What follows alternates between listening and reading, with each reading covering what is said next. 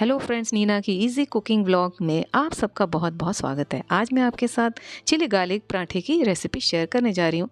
कभी कभी garlic bread खाने का बहुत इच्छा होती है, लेकिन उसको बेक करना बहुत भारी काम लगता है।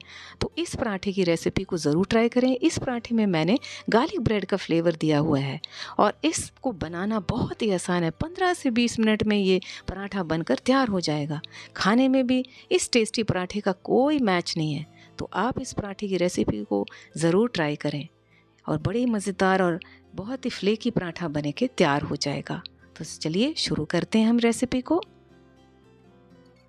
हमने एक बोल ले लिया है, इसमें हमने डालना है 1.5 कप आटा। आप मैदे से भी बना सकते हो, पर हेल्दी रखने के लिए मैंने आटा लिया हुआ है गेहूं का। 1.5 कप ले लिया हमने। अब इसमें हम डाल देंगे 1 टीस्पून ऑयल। साथ ही साथ इसमें डाल देंगे हम ½ टीस्पून नमक और इन तीनों चीज़ों को हम अच्छी तरह पहले मिक्स कर लेंगे हाथों से।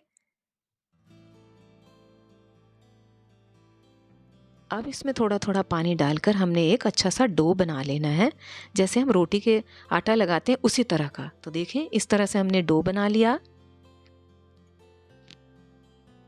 अब इसको ढक कर रख देते हैं 10 मिनट के लिए, ताकि डो जो है और सॉफ्ट हो जाए। तो चलिए हम गार्लिक बटर की तैयारी कर लेते हैं। हमने एक इमाम दस्ता ले लिया, उसमें 8 से 10 कलियां ले ली हैं लहसुन की।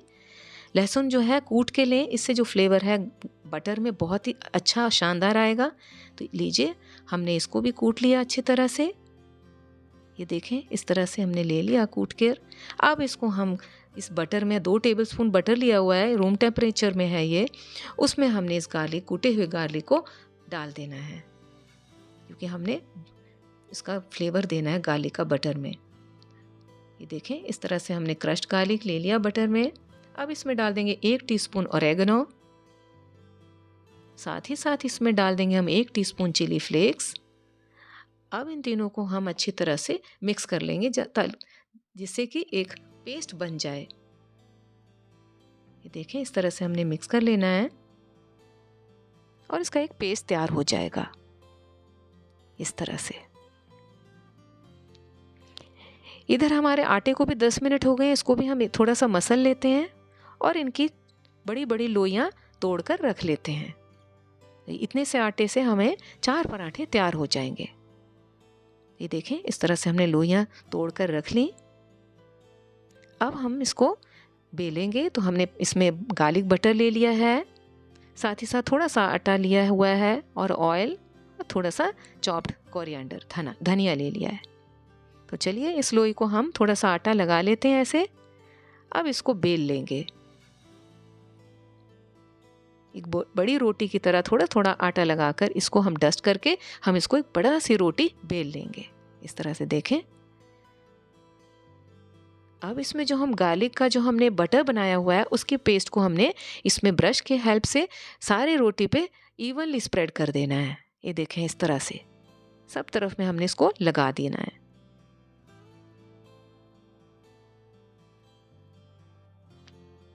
अब इसमें जो कटा हुआ धनिया लिया है हमने, उसको हमने स्प्रिंकल कर देना है चारों तरफ।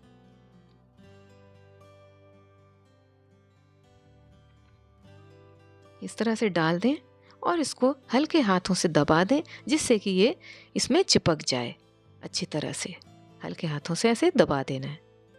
अब इसको हमने रोल करना है, थोड़ा सा आगे लेके इसको रोटी को फिर पीछे चिपका देना है। ऐसे आगे लेके फिर पीछे से इसको ऐसे चिपकाते हुए, जैसे हम पंखा बनाते हैं ना बचपन में, पेपर फैन, उसी तरह से। अब इस तरह से हमने बना लिया रोल को। अब इसमें सूखा आटा लगाकर थोड़ा सा फिर से हमने गार्लिक का जो बटर का पेस्ट है उसको हमने लगा देना है इस तरह से। फिर इस तरह से देखो हमने कैसे इसको रोल बनाना है, जिससे बहुत अच्छे लेयर्स बनेंगे पराठे में। एक एंड को लेके हमने उंगली की सहायता से ऐसे गोल घुमाते हुए, और जो है जो एंड दूसरा, उसको हमने इसके ऊपर ओवरलैप करके सील कर देना है इस तरह से। ये देखें, इस तरह से। तो हमारा ये अच्छा से पेड़ा बन गया। अब इसको बेल लेना है, हल्के बेलन से बेलना है। आपने बहुत हार्डली नहीं चलाना है, क्योंकि इससे जो है उसकी जो लेयर्स हैं वो नहीं ठीक से बनेंगे। तो आप हल्के बेलन चलाएं, जिससे शेप ना बिगड़े। तो चलिए, इस तरह से हमने एक पराठा तैयार कर लिया है। इसको रख देते हैं प्लेट में। इसी तरह से हमने एक और ले लिया, उसको भी बेल लिया है। उसमें भी हमने बटर का पेस्ट लगा दिया, गार्लिक बटर का, और फिर हम उसमें हरा धनिया ऐसे सारी तरफ स्प्रेड कर देंगे। आप उसमें पुदीना का भी पत्ते यूज़ कर सकते हो, चॉप्ड पुदीना भी डाल सकते हो, उससे फ्लेवर बहुत अच्छा आएगा। तो चलिए इसको भी हमने ऐसे करके स्लोली हाथों से जेंटली इसको दबा के इसको कर लिया। और इसी तरह से हमने उसके पंखे की तरह जो होता है ना फोल्ड, उसी तरह हमने कर लिया। इसके ऊपर हमने डाल दिया थोड़ा सा सूखा आटा, और फिर ऊपर से हम लगा देते हैं इसका पेस्ट। और इसी तरह से हमने इसको रोल करके ऐसे घुमाते हुए गोल गोल, ये देखें इस तरह से एक उंगली ऐसे दबाया हुआ एक एंड, और दूसरी ओर से ऐसे करके इसको अंदर करके इसको लॉक कर देना है। और थोड़ा आटा लेके हम इसको बेल लेंगे। फिर ये देखें इस तरह से।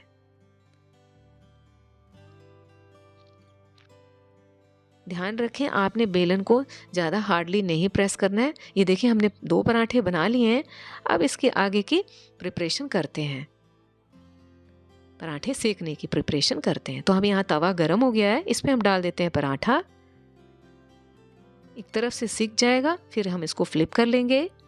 ये देखें इस तरह से सिक गया, हमने इसको फ्लिप कर लिया। अब इसमें हम ब्रश कर लेते हैं ऑयल से, फिर से हमने फ्लिप कर लिया। दोनों तरफ से हमने थोड़ा सा घी या ऑयल लगा के इसको सेक लेना है अच्छी तरह से। देखें कैसे लेयर्स दिख रहे हैं, ये देखें बहुत ही शानदार पराठा बनके तैयार हो रहा है। अभी से लेयर्स दिख रहे हैं, देखें ये देखें।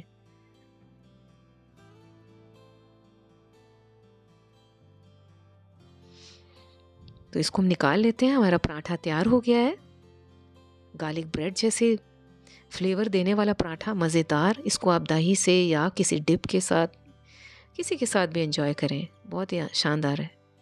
दूसरा भी पराठा हमने ऐसे बना लेना है। ये देखें इस तरह से इसको कर लेना है ब्रश ऑयल से दोनों तरफ से, और सेक लेना है मीडियम टू लो हीट पे। मैं दिखाती हूँ, देखो कड़छी की सहायता से देखें किस तरह से लेयर्स बने हुए हैं।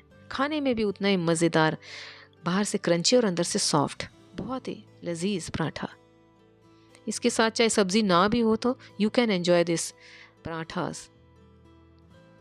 देखें कितने अच्छे लेयर्स बन के निकल के आए हैं, ये देखें शानदार पराठे बने। इसको हम प्लेटिंग कर लेते हैं इसकी।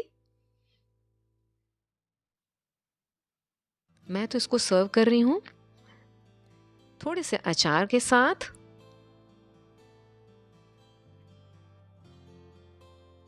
एक बार फिर से दिखाना चाह रही हूँ, देखें कैसे लेयर्स बने हुए हैं, पूरी परतें दिख रही हैं पराठे में। ये देखें इस तरह से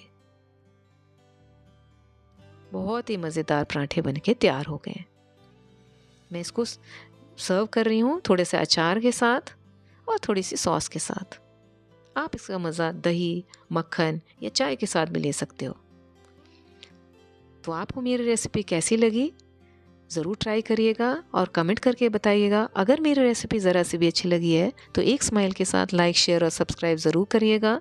अपना कीमती वक्त देने के लिए बहुत बहुत धन्यवाद। मिलते हैं एक और नई रेसिपी के साथ।